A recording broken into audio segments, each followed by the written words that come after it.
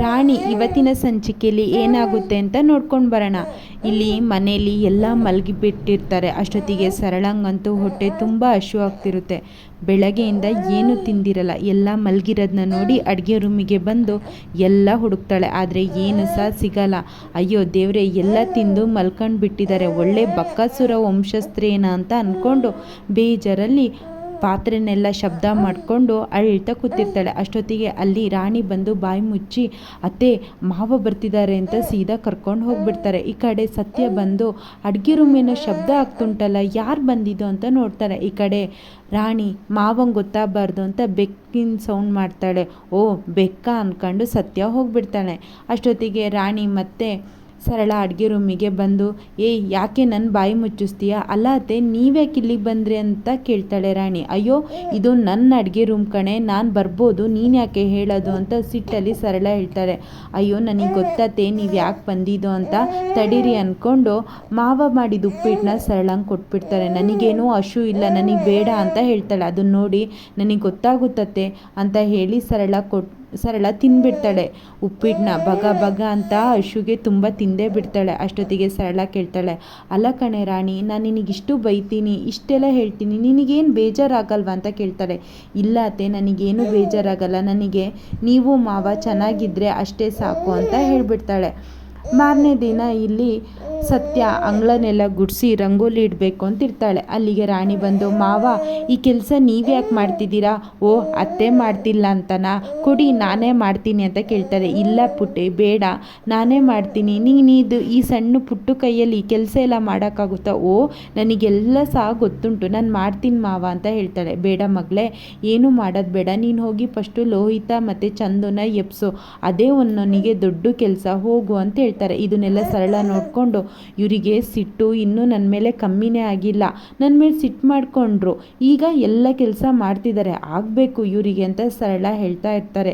ಇಲ್ಲಿ ತೇಜಸ್ಸು ಅಮ್ಮನ ಮುಖ ನೋಡಿಕೊಂಡು, ಅಮ್ಮ ಇವತ್ತು ನಿನ್ನ ಬರ್ಡೇ, ನೀನು ಇವತ್ತು ಇದ್ದಿದ್ರೆ ನಾನು ಅಪ್ಪ ನಿನಗೆಲ್ಲ ಗಿಫ್ಟ್ ಎಲ್ಲ ಕೊಡ್ತಾ ಇದ್ವು ಅಂತ ಅಮ್ಮನ ಹತ್ರ ಮಾತಾಡ್ತಾ ಇರ್ತಾನೆ. ಅಷ್ಟೊತ್ತಿಗೆ ಬಾಲ ಬಂದು, ಏನು ಚಿಕ್ಕ ಸೌಕರ್ಯ, ಮೇಡಮ್ ಹತ್ರ ಮಾತಾಡ್ತಿದ್ರಾ ಅಂತ ಕೇಳಿದಾಗ, ಹೌದು ಅಮ್ಮ ಇದ್ದಿದ್ರೆ ನನ್ನ ಜೊತೆ ಮಾತಾಡ್ತಾ ಇದ್ರು, ಈಗ ಅಮ್ಮ ಇಲ್ಲ, ಹಾಗಾಗಿ ಅಮ್ಮನ ಫೋಟೋದ ಮುಂದೆ ನಿಂತ್ಕೊಂಡು ನಾನು ಒಬ್ಬನೇ ಮಾತಾಡ್ತಿದ್ದೀನಿ ಅಂತ ತೇಜು ಹೇಳ್ತಾನೆ. ಅಷ್ಟೊತ್ತಿಗೆ ತಗೊಳ್ಳಿ, ನಿಮ್ಮ ಅಮ್ಮನಿಗೆ ಗಸಗಸೆ ಪಾಯಸ ಅಂದರೆ ತುಂಬ ಇಷ್ಟ, ತಗೊಳ್ಳಿ ನೀವು ತಿನ್ನಿ ಅಂತ ಕೊಡ್ತಾನೆ. ಅಷ್ಟೊತ್ತಿಗೆ ತೇಜು ಅದನ್ನು ಕುಡಿದು ಅಮ್ಮನಿಗೂ ತಗೊಳ್ಳಮ್ಮ ಟೇಸ್ಟ್ ನೋಡು ಅಂತ ಸುಲೋಚನಾ ಫೋಟೋದ ಮುಂದೆ ಇಡ್ತಾನೆ. ಅಷ್ಟೊತ್ತಿಗೆ ಅಲ್ಲಿ ವರದಾ ಬರ್ತಾನೆ.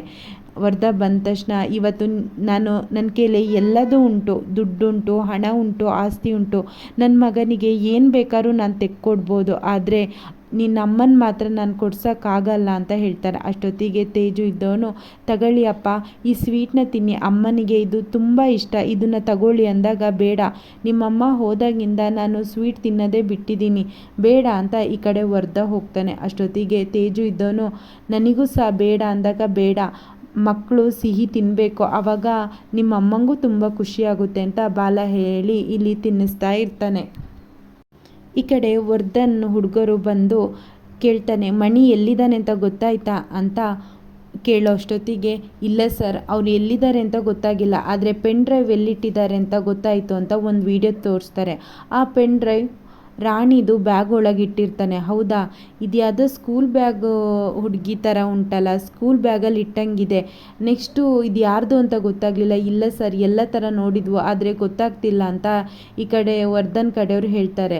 ಹೌದಾ, ಎಲ್ಲಿ ಅಂತ ಸರ್ಚ್ ಮಾಡಿ, ನನಗೆ ಒಟ್ಟಲ್ಲಿ ಆ ಪೆನ್ ಡ್ರೈವ್ ಎಲ್ಲಿದೆ ಅನ್ನೋದು ಬೇಕೇ ಬೇಕು ಅಂತ ವರ್ಧ ಹೇಳ್ತಿರುವಾಗ ಬಾಲನ ನೋಡಿಬಿಡ್ತಾನೆ ವರ್ಧನ್ ಹುಡುಗರು. ಆವಾಗ ಹೇಳ್ತಾನೆ, ಇವನು ನಿನ್ನೆ ಸಿಟಿ ಜೈಲಿಗೆ ಹೋಗಿ ಕಾವೇರಿನ ಮೀಟ್ ಮಾಡ್ಕೊಂಬಂದ ಅಂತ ಹೇಳ್ತಾರೆ. ಹೌದಾ, ಆದರೆ ನನಗೆ ಈ ವಿಚಾರ ಅವ್ನು ಹೇಳಲೇ ಇಲ್ಲಲ್ಲ, ಏನು ಅಂತ ಬಾಲನ ಬಗ್ಗೆ ವರ್ಧ ಚಿಂತೆ ಮಾಡ್ತಾ ಇರ್ತಾನೆ. ಈ ಕಡೆ ಕಾವೇರಿ ಹತ್ರ ವರ್ಧ ಕಳಿಸಿರೋ ಹೆಂಗಸು ಒಳ್ಳೆಯವಳಾಗಿರ್ತಾಳೆ. ಕಾವೇರಿ ಏನು ಯೋಚನೆ ಮಾಡ್ತಿದ್ಯಾ ಅಂತ ಕೇಳಿದಾಗ, ಏನೂ ಇಲ್ಲ, ನಮ್ಮಣ್ಣ ಕೇಸ್ನ ರೀಓಪನ್ ಮಾಡಬೇಕು ಅಂತ ಅಂದ್ಕೊಂಡಿದ್ದಾನೆ, ಇದು ದೊಡ್ಡ ಕೇಸು, ಇದಕ್ಕೆ ತುಂಬ ದುಡ್ಡು ಬೇರೆ ಖರ್ಚಾಗುತ್ತೆ, ಅದು ಅಲ್ಲದೆ ಬಾಲ ಬಂದು ಏನಾದ್ರು ರೀಓಪನ್ ಆದರೆ ನಿಮ್ಮಣ್ಣ ಎಲ್ಲಿದ್ದಾನೆ ಅಂತ ಗೊತ್ತಿದೆ ನನಗೆ, ಅವನನ್ನಂತೂ ಸುಮ್ಮನೆ ಬಿಡಲ್ಲ ಅಂತ ಬೇರೆ ಹೇಳೋಗಿದ್ದಾನೆ, ಅಣ್ಣನಿಗೆ ನನ್ನ ಮಗಳಿಗೆ ಏನಾಗುತ್ತೆ ಅಂತ ಚಿಂತೆ ಆಗಿಬಿಟ್ಟಿದೆ ಅಂತ ಹೇಳ್ತಾನೆ.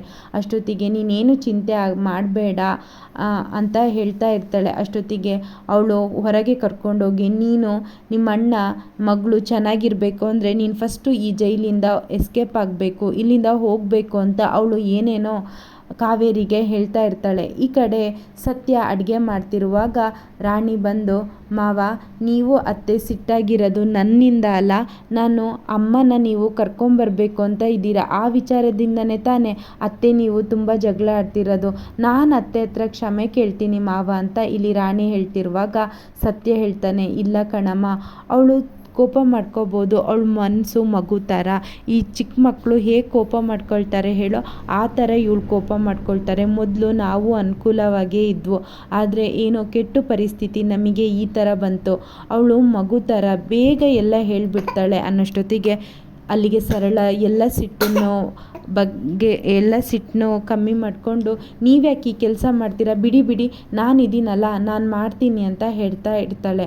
ಅಷ್ಟೊತ್ತಿಗೆ ಸರಿ ಆಯಿತು ರಾಣಿ, ನೀನು ಹೋಗು, ಲೋಹಿತ ಮತ್ತು ಚಂದುನ ರೆಡಿ ಆಗೋಕ್ಕೆ ಹೇಳು ಅಂತ ರಾಣಿನ ಕಳಿಸಿ ಇಲ್ಲಿ ಸರಳ ಮತ್ತು ಸತ್ಯ ಖುಷಿಯಾಗಿರೋತ್ತಿಗೆ ಚಂದು ಮತ್ತು ಲೋಹಿತ ಬರ್ತಾರೆ.